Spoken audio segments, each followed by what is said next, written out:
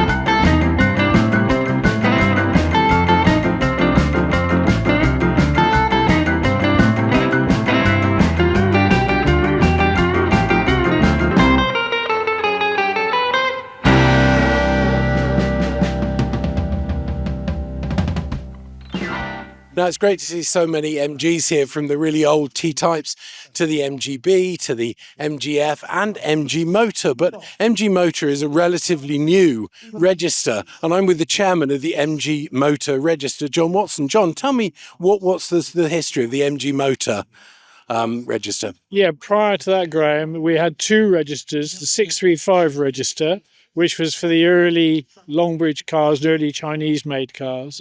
And then we also had the SUV register, because obviously there's a growth in SUVs, the HS, the ZS, and those cars.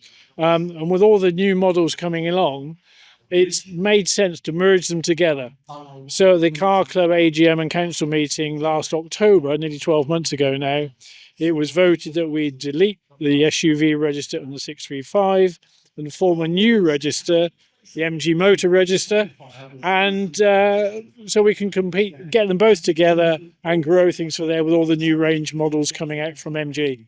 That's really good, because you're a long-time MG Car Club member, ex-chairman of the MGB register, and you're one of those people that's moved away from the older stuff and into the newer stuff, and you drive an HS now, I think? I have an HS hybrid, but I also have an MGF, okay. The step-speed MGF automatic, which is great. And I've recently sold my 1964 MGB after 37 years of ownership. But yeah, as you're getting older, and the HS is a great car. You just slide into it. It's so comfortable and goes well. So they're great. And all the new cars are really good. I think there's a lot of disagreement about, it's not a proper MG, but they said the same about Longbridge when they came out, then the early Chinese stuff. And for me, and I've said this all along on the channel, that, at least the badge is still there. And when they're building things like that Cyberster, I mean, can you really complain? Exactly. If you look at the panel shuts on the Cyberster, it's fantastic. And at least you can now buy an MG. You try and buy an Austin or a Wolseley or any British Leyland type machine. We've had a great turnout of cars already for our first event. And we're working with MG Motor. They're over the moon of what we've done. So they're going to be supporting us as well. So it's all good news. Good for the register, good for the MG Car Club, and good for the MG world. Now, there's loads of trade stands here at MGFest, and one of my favourite suppliers has got to be Moss. And they used to have a brilliant shop in Bristol that I used to go to, so I could get that part the same day, because I'm not the most patient of people. Now, Owen Britton, who used to manage that shop, he's still obviously involved with Moss. So tell us about the changes, Owen. Yeah, so there's been a few changes. Most circles around the stock being moved to our Lincoln hub, which gives us better availability, better stock holding, and allows us to springboard to the future. Yeah, so the idea of Moss and becoming Rimmer is not going to happen. The two brands will stay. Absolutely right, yeah. We all rely on the central hub, which is in Lincoln, and both Moss and Rimmers draw from stock from that place. That's good news as well. And I think the other thing that I really felt was very important with Moss was the staff. You know, I could go in, talk to you guys, pick up the phone, and you'd say, "Oh no, what you want is a thingamajigget, not a thingamajigget," because you guys actually get your hands dirty and do the job. And I was very worried when they closed the sort of shop in Bristol that you were going to lose that. Has that happened, or has it been okay? No, not at all. The majority of the staff in the Bristol and London office are still there as far as the sales force go, and we've still got those many years of experience and hands-on reality. And it is really good. Yeah, really good. Well, that's a huge relief, and an absolute relief, because as I say, I do like Moss. And how's today been for you? Been a good day? Yeah, it's been lovely. We've met loads of brilliant people, handed out loads of catalogues. Yeah, really good, really good. Now, I wonder how many of you remember the touring car driver Fiona Leggett, and also her father, who I'm talking to, Malcolm. And why am I talking to him? Well, he's got a very special car. It is an original Metro 6R4. So, Malcolm, tell me a bit about the car. The car we've had maybe around 21 years now. We bought the car originally from a lady who lived in Knightsbridge. I don't know what she was doing with the 6R4 in Knightsbridge, but I certainly wouldn't fancy driving it up and down the streets of London. It's not a particularly nice car to drive. It's very noisy. It's very hot inside, obviously, with the engine being in the back. This is original. It's done 2,650 miles from new. We don't put it in any competitions now because it's just too valuable and to getting the spares to run it. Yeah, I mean, it's a V6 built as a Group B rally car, of course, in the 80s. Yeah, it was a Group B, and the problem was when they brought them out, terrific car. Suspension, and the car was designed by Frank Williams in its day. I didn't know that. I think what they should have done with a 6-cylinder engine in the back, they should have turboed it. If they turboed it, it'd been away. And then, of course, Group B was outlawed. It was banned. Yeah. You know, I think the 6R4 with Pond in it, Tony Pond. Tony Pond, yeah. It was outlawed after a year and a half, and that was the end of the Group Bs. So I have to say, if I got my checkbook out, how many noughts would I have to put on in order to buy this from you? In that car now, in the condition it's in and the mileage, 300,000, 350 around now. Yeah. Well, sadly, my checkbook won't run to that. Malcolm, thank you so much for your time. Really appreciate it. Now, one of the things I was really looking forward to at MGFest North was to drive a parade lap or two around Croft Circuit. So we're off. We're going through the holding area and we're about to get on to do the track parade of Croft Circuit. And I'm quite excited about this one because it looks quite an interesting track. So I'm just going to wind the window up so it's a bit quieter. So we're going out of the pit lane and we're off. This guy is leaving a good gap. Oh, I see. So this is the circuit. Wow, off we are. So we're actually on the circuit now.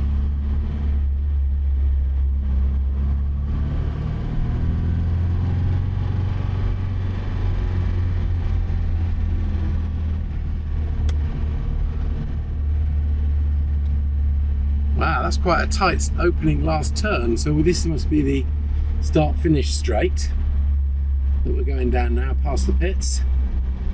What a beautiful day.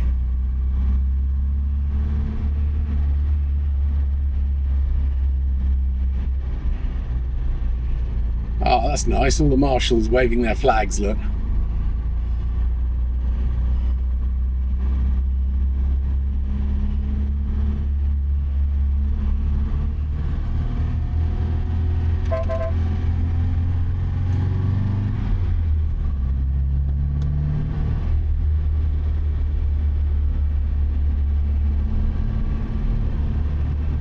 So I don't know the lines around this circuit.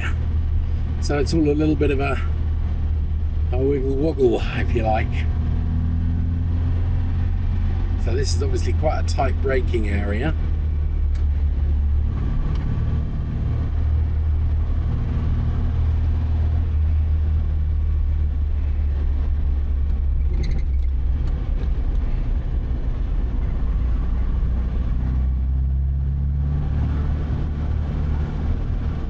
A long corner. Wow, this is really tight. Interesting little circuit, actually. Where are we going now? straight into a little chicane.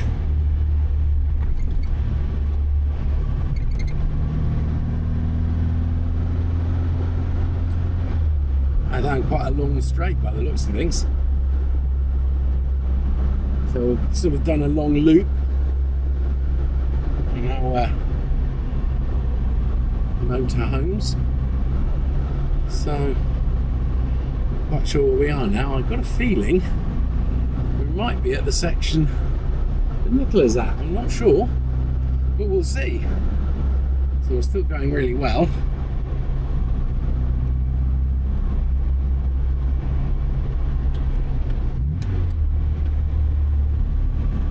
There's the apex, somewhere around about there.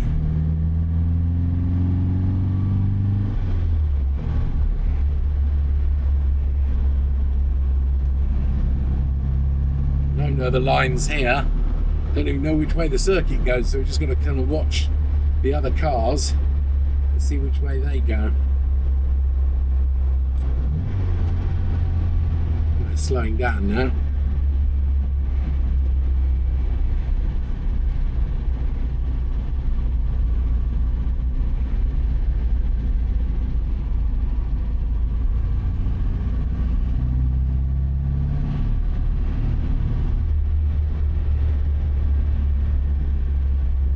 I've completely lost my bearings on this circuit now, I have to be honest. We're sort of trundling around at quite a slow speed, unfortunately, and somebody's gone off here by the looks of things. We're sort of trundling around. So where might we be? I think this is where Nicola is. So let's see if I can spot her. He's supposed to be on the apex, mate. Look, he's miles away. He's obviously not trying to follow racing lines, is he?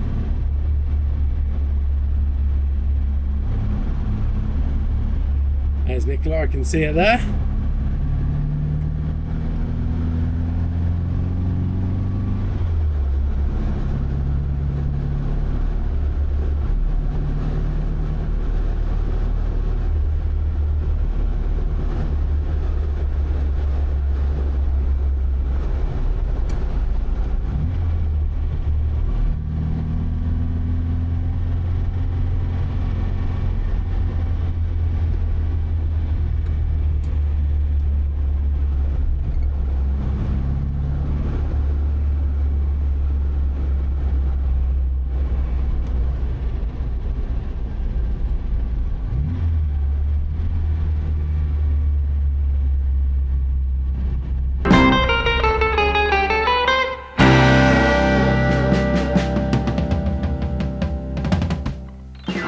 One of the highlights for me today was the Carcana. Now, I wasn't really sure what a Carcana was about, so I've caught up with Ken Brown, who is the person that was behind it. So Ken, tell me, what's it all about? So this is a bit fun. So Lorraine approached me and said, will you do a Carcana? I said, where? She says, Croft. I says, okay.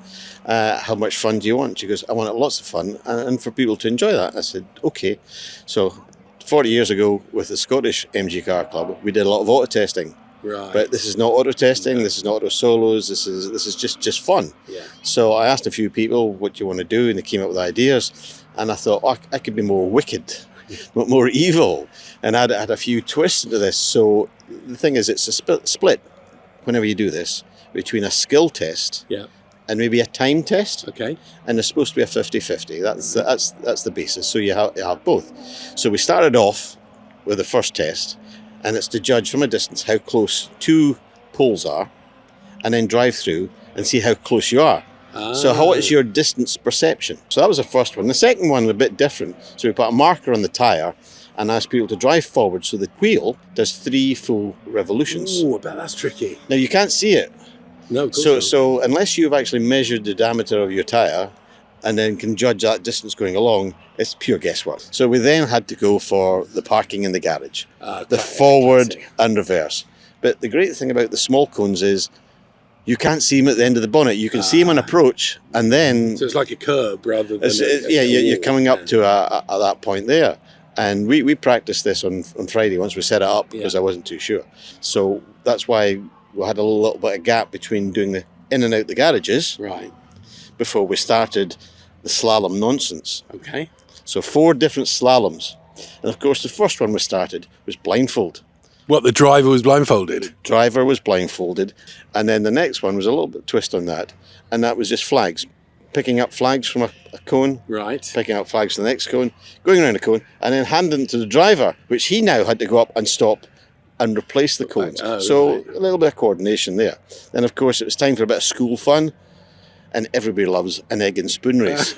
Now this ground here is not flat, so there's a little bit of bump in it. Yeah. So in anticipation for this, I got a dozen eggs for today, and not one was cracked. And then came a real bit of nonsense, and this was a water test. Right. So I thought, how do we do carrying water, but make it a bit of fun, make it difficult? So there was a few wet laps, a few damp patches. Some people put their coats on first, so which is fine. So we then went for the next couple, which was a length of rope, and you drive around in a circle. So we did this yesterday. I found it too easy. I said, let's do this in reverse. And then we then finished off with a classic parallel park.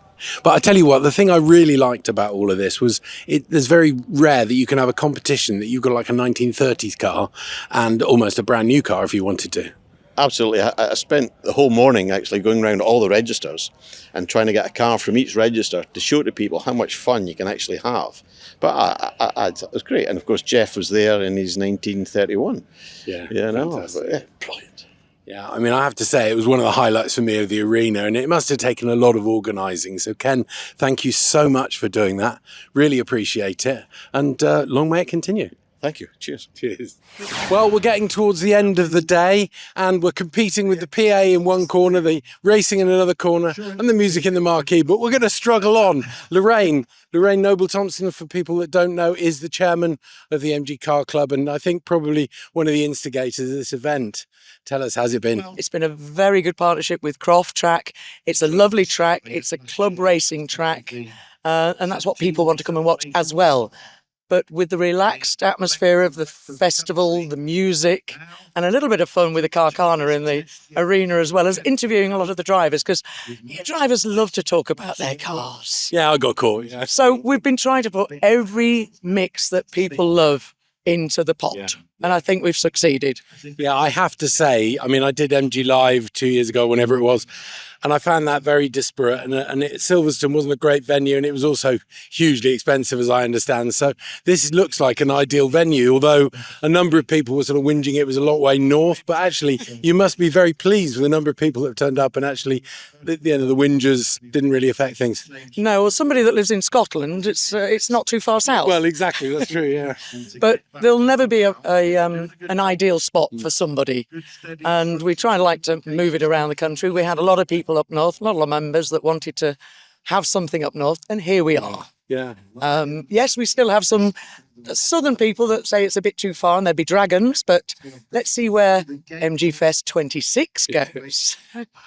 Okay, here's a tip. I think it might be further south than here, because otherwise it'll be Knock Hill, and I don't think we're ready for Knock Hill quite yet. Not yet, no. But this is a great template that we can now move it around the country. It will grow, and it's got that friendliness back. It's got the smaller track, and I say that what people are loving is we've got a lot of our Cockshoot Cup MG members here racing. They're the men, they go out and wreck their cars and then mend their cars and then race them again. They don't, how to say, flying in a helicopter and have them fixed. Yes. They are club racers. Yeah, that's exactly right. But I think what I've really liked about this is the whole range of cars it's 95 years of the club, and there's probably examples of 95 years of MGs, aren't there? Yes, it is. And certainly the plethora of our Triple M's, vintage and SVWs here has just shown that. And gosh, they love the Gymkhana as well. And if you look around the semicircle, it goes straight to the new cars as well. And everybody's welcome. Yeah. And this is the friendliness of this. All of a sudden, it's broken down barriers. Absolutely. Now, it's Saturday evening, and we're going to disappear now and whiz off home tomorrow. You've got another evening to get through and another day tomorrow. Yes, later on this evening, the racing goes on till 6. From 6:30, we have a dinner for over 85 people in the marquee, which is pie, peas, that sort of thing. We've got a great band called The Score. So we will be bopping away till about 10:30 this evening and then back again for 6 in the morning.